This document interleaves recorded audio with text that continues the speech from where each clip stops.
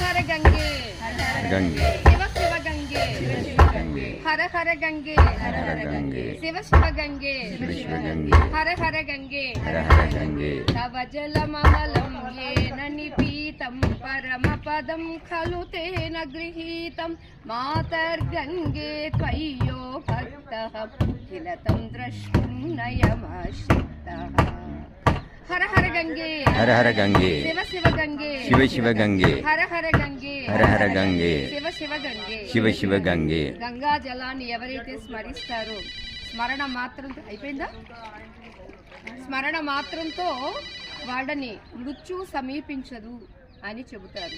ఇది గంగాదేవి యొక్క మహాత్మ్యం.